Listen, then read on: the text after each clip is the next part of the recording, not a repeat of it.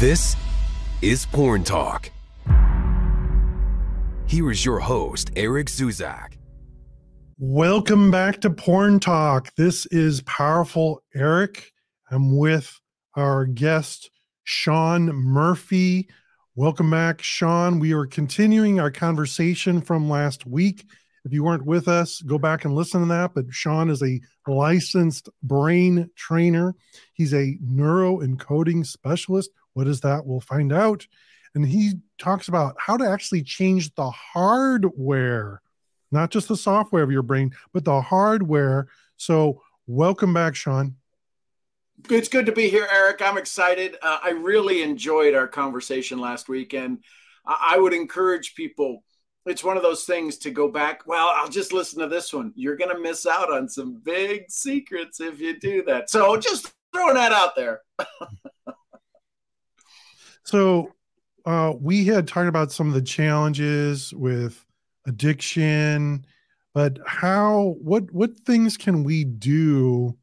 What are some practical steps that we can do if the person that's listening to this right now, this person is really deep into their addiction? It's porn, sex, or drugs, alcohol.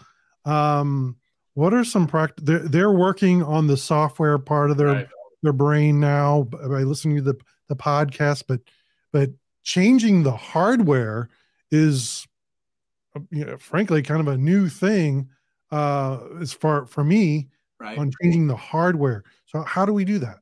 So one of the things in changing the hardware is actually giving your subconscious permission. There's something called SVT, subconscious visualization technique. And when you do that, the challenge is most people, when they want to go into meditation, some of you have been told to meditate. Some of you have been told, close your eyes and picture a wonderful scene. The challenge with that is that we have the voices of these other identities that scream us. So here, let me give you an example. If you do want to have a little experiment and you're in a safe place right now, you can close your eyes and imagine a stage. Some of you are afraid of public speaking. I get it. This is just all of the voices in your head. I'd ask you right now, who's listening to this podcast, who's listened to the previous episodes of this podcast for weeks and weeks and weeks and years, and who now is listening to it now? If you had to name that identity, who's on stage? See, because when we have these issues of I'm just so mad I did that, the I that is mad is not the same I that did that. So part of rewiring the brain, the hardware, upgrading the hardware, is realizing that you can literally pull out this dream machine and plug in the new hardware, just like you would upgrade the engine of a car. So what happens is now I want you to be the I, the one that wants to be healthier, the one that wants to be more creative, the one that wants to be less addicted to the addiction. I want that one to stand on stage. And literally what you're going to feel is you're going to feel something someplace in your body. Most of the times it's in the lungs, because that's where people carry grief. How is me thinking I'm on stage doing that? Because it's the grief of the addiction. We're literally rewiring the brain and upgrading the hardware. If you've ever seen somebody who's had part of their brain, a lobotomy, and yet the brain still works. There's people who have had half of their hemisphere, the half of the hemisphere gone, and their body still operates. So the hardware upgrades itself. Why? Because it's a need. My question to you is there a need for you to get healthy? Is there a need for you to be able to lay that addiction down, not forget it and shadow it and stick it in a corner? Here's another thing that will literally change the hardware of your brain right now. If you're drawing the line in the sand. Can I interrupt you for a second? Just to be clear on the first step here, you're talking about to use visualization to change your brain. Yes, you can literally upgrade the hardware of your brain. If I put you into a hypnotic trance, you can literally, they've been able to pierce the skin of the hand with a needle and make the left hole bleed and the right hole not bleed. That's how much power you have over your body. So the visualization is to have this experience that the I that is in pain, the I that is suffering, not the I that is the addictor or the addicted. It's the one who's the one that's suffering when you're done with it, who experiences the shame and guilt. You'll literally find that sometimes it's a child, sometimes it's a younger version of you, sometimes it's literally a beaten up version of you that's embarrassed. When you start to feed that I, the I of you that experiences the suffering, and say it's okay, that's much different than feeling shame and guilt. See, the difference between shame and guilt, and this happens in the brain, is shame, I'm the problem. Guilt is it's the problem. I have a solution. Shame, I'm the problem. And so if I'm shaming myself, what if all of a sudden you stop just for a moment and stop shaming yourself and said, we can do this. The you and the I that felt the shame, you didn't do it. You're just absorbing that pain. So visualization is one to upgrade the hardware, literally rewire it. They have fMRIs, functional magnetic resonance imaging machines, that show people when they go through this process, it's literally creating a new neural pathway, which is upgrading the hardware. So that's number one. Number two is nutrition. Most of us are wildly deficient in certain chemicals, right? They found that one of the things, if you're over 50, I don't know how many of your people might be over 50 in your audience, but if you're over 50, your brain doesn't use glucose as well anymore. And that's the whole thing, that your diet is glucose, carbs. So getting your body into ketosis, when you starve the carbs, your body creates the ketones. They're already produced in your body. The challenge is it never has a chance to run on this jet fuel, and the body needs ketones. So they've showed that MCI, mild cognitive impairment, addiction, and a variety of things, when the brain is on ketones, it changes and makes better decisions. Hydration is another thing to upgrade. That is awesome, because I'm a big advocate of intermittent fasting and traditional fasting. And it's something I'm starting to introduce to my clients, is to use at least intermittent fasting. Now, so here's the addiction challenge with the language that they've given us, because you're doing it, it's performing. What if you just said intermittent eating? At least now, so everything that happens, we live in a binary state. And one of the greatest ways to improve the hardware is to pay attention to the language that limits our capability and capacity.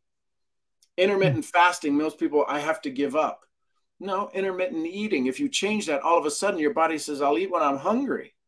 And I can do 16-8, 16 off, 8 hours of eating, and I'd be okay. And it's amazing how, if I know I'm just going to eat then, but if I fast, I get to suffer again. So it's simply a change of language. And that's when I became this self-talk master, if you will. It's the slightest little intention behind every single word that changes our results. I totally am on board. Totally agree. I mean, the whole, if you didn't, I wouldn't be here. the whole powerful Eric thing rather than powerless Eric.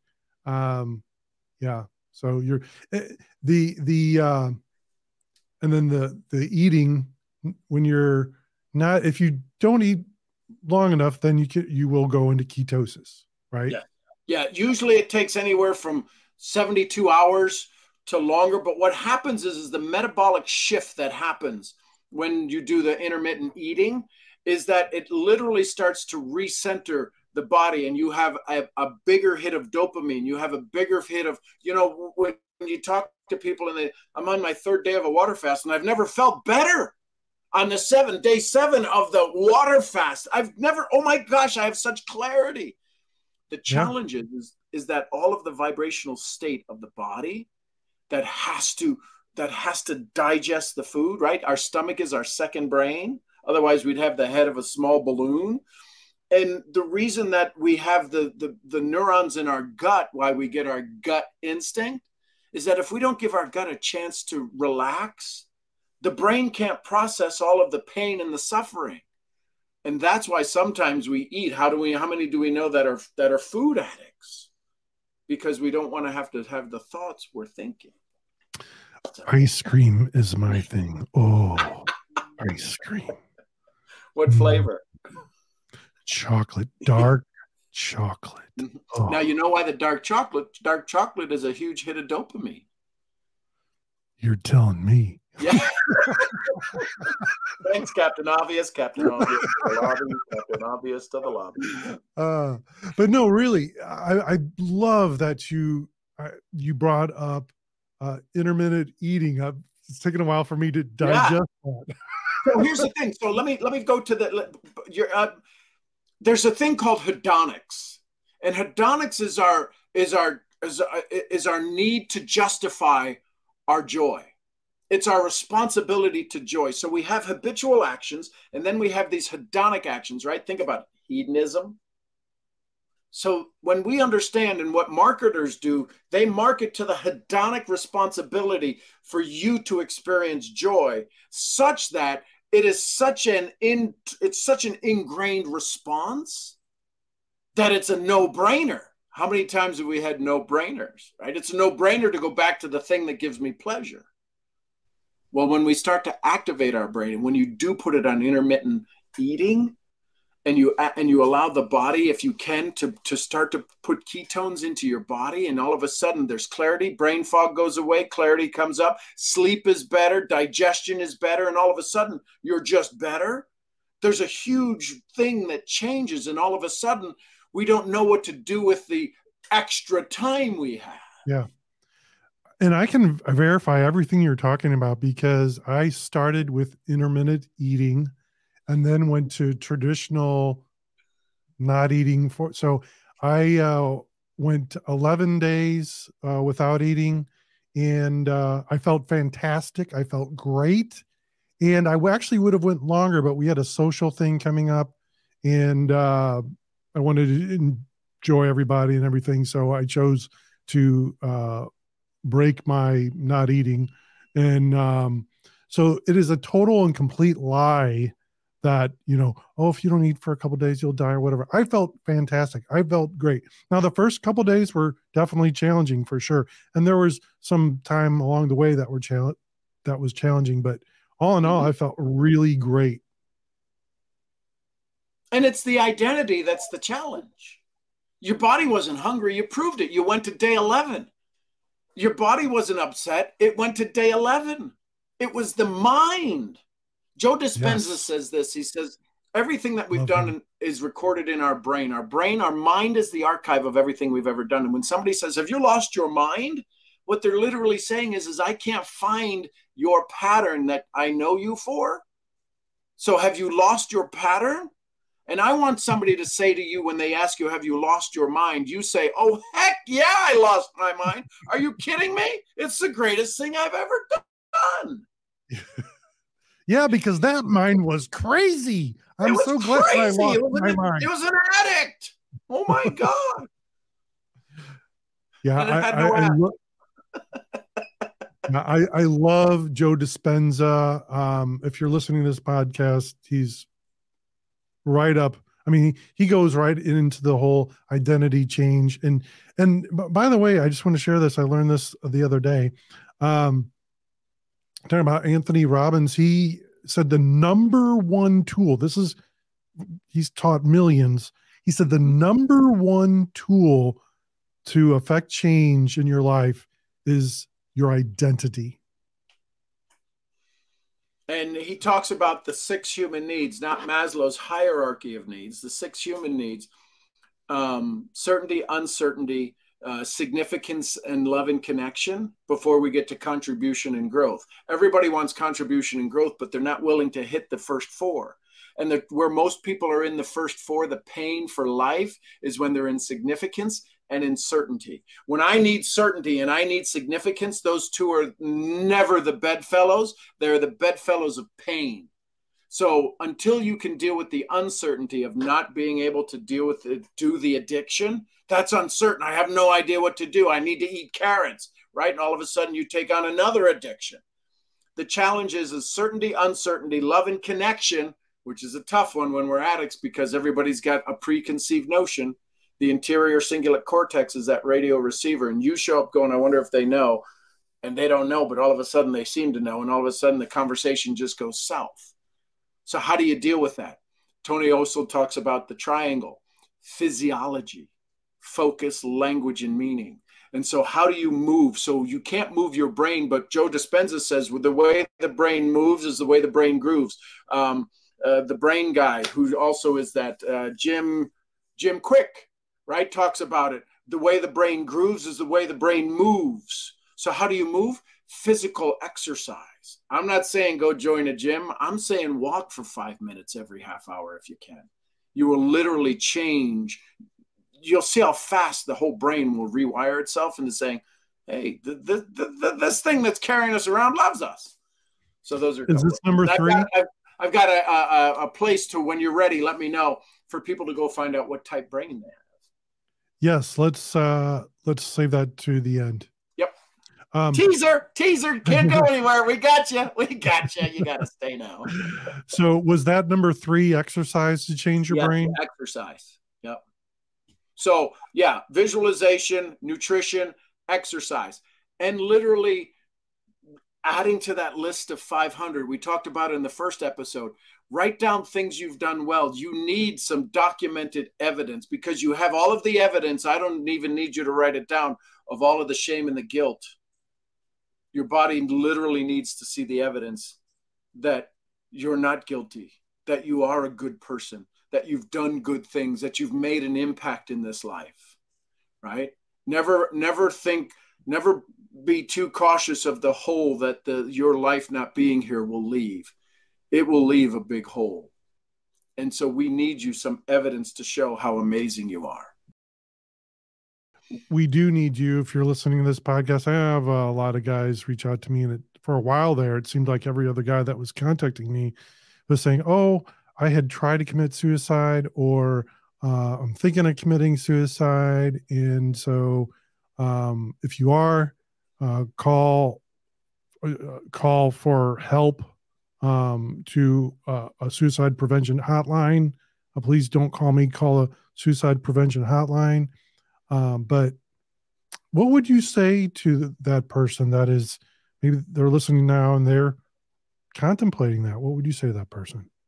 I would say, first of all, tell me what date it is. Secondly, because right now your amygdala is fired up, your hippocampus is on fire, and it says literally, we've been thinking about this for way too long, and I can't do it anymore. Your hippocampus, your wingman. So I would literally say, what time is it? How many things are red in your room right now? How many things are green in your room? And if you're serious about listening, listen to this right now, because what's happening now is we're starting to activate the prefrontal cortex, and your amygdala is starting to fight back. It's saying, no, we're in a serious situation. You're not. What temperature is it in the room?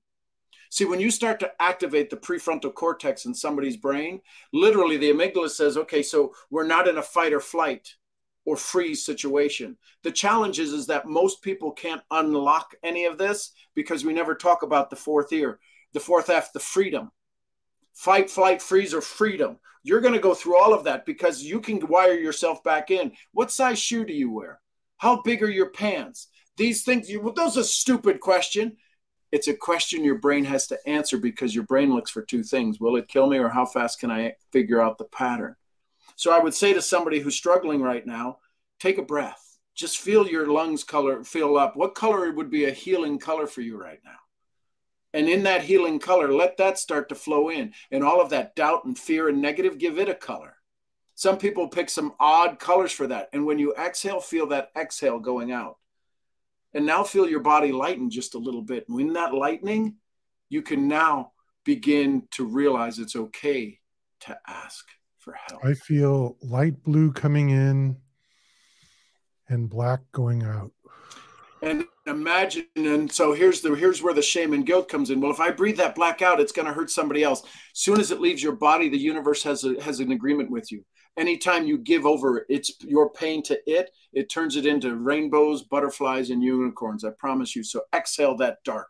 Let it fly out of you. Let it leave you. And let more of that blue, let more of your healing color come in, because the more that you let come in, you literally start to feel your body vibrate. Maybe for some of you who are listening to this, it's the first time you've had the goosebumps, the chicken skin in a long time, because this is the higher self of you that's becoming aligned with who you truly are.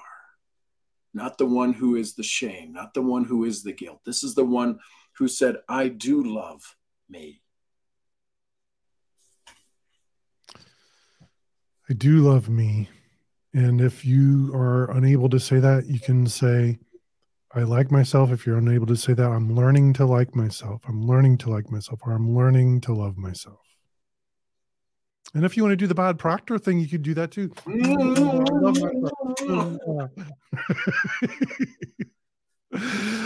All right. So we talked about exercise to change the brain. Hmm.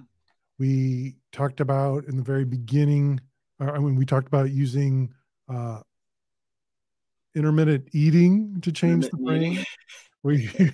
It takes a while for me to visualization.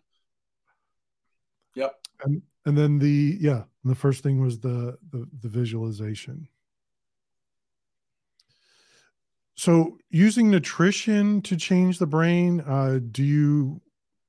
is there a particular, I don't want to say the Amen Institute has some great ones. And when I give you the link for figuring out what type of brain you are, I'll offer you the opportunity to reach out to me. You'll get the contact information here for those of you listening. Yeah, well, why don't we do that right now? So okay. It's Dr. Amen, like yes, like AMEN. AMEN, yep, just like Amen, brother. That's the plate. So and what is this test? So it's called mybrainfitlife.com, mybrainfitlife.com. And you'll see it'll say Brain Fit Life, and you'll see getting started now. Take the free assessment. It's $99 for the year or something. Don't do that. Don't do that. Just take the free assessment. It'll take you about 20 minutes. And the reason that is because it'll determine, based upon Dr. Amen's tens of thousands of PET scans and brain scans, they understand a certain basic questioning that allows you to find out which brain you are. And then you'll find out there's some deficiencies. Some people are taking caffeine and that's not good for them. Some people need GABA and they're not taking GABA. Some people, 98% of the people who go to the Amen Institute when he did the test are wildly deficient in omegas. And some people will go, well, I'll just go to Walmart and get it. No, because you got to have a certain DEA and DEH combination of them in order for them to perform. Otherwise, you're putting water in your fuel tank and you're thinking, man, this is not doing anything. Why? Because it's not doing anything. So go there and they'll give you a list of information. And if you'd like to have a conversation with me about that, to help understand it a little bit more and help you possibly rewire some of the old stories in your mind and in your brain and in your past, reach out to me, SeanGMurphy.com. You can find me on Instagram, Sean G. Murphy Now. When do you want to talk to me? Now, Sean G. Murphy Now. And we'll have a conversation. Between the Sean and the Murphy is the letter G, right? G like his George. Yep. George. Sean G. Murphy.com. And so who would be your perfect client? My perfect client is somebody that's had success and kind of fallen off a little bit. Somebody who is decided that they're done with being not enough. Now, it doesn't sound like everybody. There's a lot of people who are still addicted to their addiction. I asked 3 questions. If you answer yes to all of these, you're in the funnel of a good client of mine. And the first question is do I have your permission to help? So your subconscious just answered that. You need to pay attention to how it answered. If the answer is no, don't call me. I'm not God. I don't walk on water and I can't fix that. Second question is if he answered yes, do I have your permission to make you feel a little bit uncomfortable?